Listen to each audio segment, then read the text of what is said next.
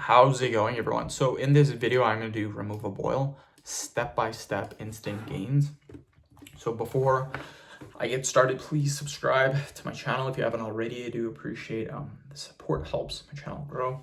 So to get rid of a boil is an infected hair follicle. That's all it is. So to get rid of a boil, all you do, basically what your body has done is it's taken that bacteria, it's brought it to the surface of the skin, it's storing it inside of a boil. That's what you see.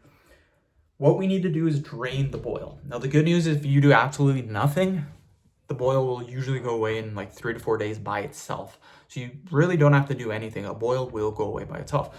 But if you want to speed up the process, you need to drain it. Don't pop it.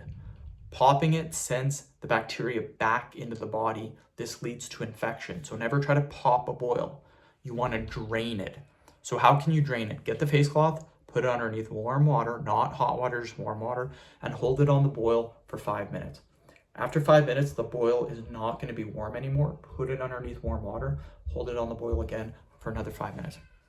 Keep repeating this process about 5 times, so about 25 minutes.